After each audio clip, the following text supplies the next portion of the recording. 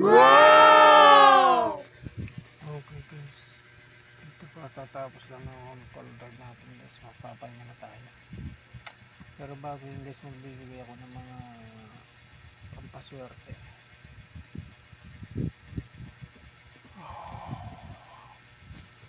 Disclaimer lang guys, pag nagustuhan nyo ito, pwede nyo nang skip. Pero kung kayo mahilig sa mga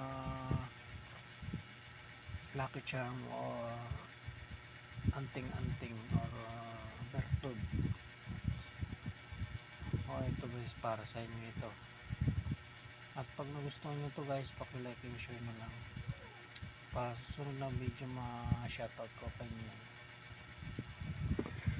Ito yung tinatawag nilang tagus-tagusang bato guys, at pampaano na rin, pampaswerte.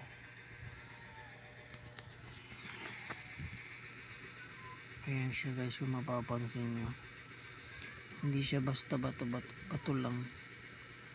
Ito yung tinatawag nilang tagus-tagusan guys.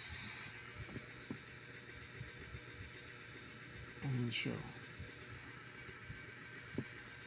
Ayan. Ayan yung tinatawag nilang tagus-tagusan guys. Ito pa. Hindi lang siya basta bato. Ito meron din tayong naiiba dito guys. Ito yung mga tinatawag nilang shell.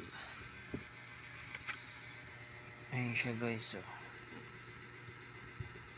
Ang laki niya. Bali ito guys, magagamit nyo to sa pag nasa tubig kayo, magaan yung pakiramdam nyo. Malapit din yung mga isda. Mga nanguhuli kayo ganyan, marami kayong mahuhuli, kusang lalapit yung huhuliin yung mga lamang dagat kung meron kayo nito guys. Ito naman pang depensa to guys, to pang kalahatan, para sa mga gumagawa ng itim na mahika or palipad hangin tinatawag nila.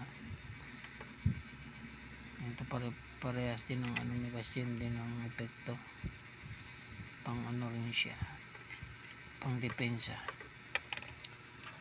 Itong puting bato kung nakikita nyo, ganon din ang epekto niya guys.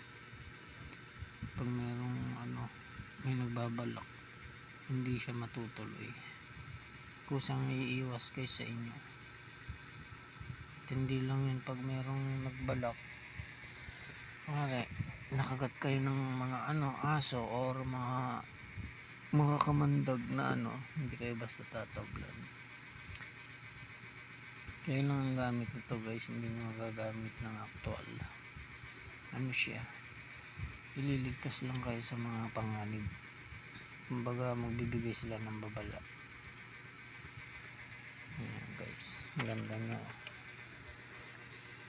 At kung nagustuhan nyo to guys, paki-like and share na lang para susunod na video ma-shoutout ko kayo. Maraming salamat. God bless.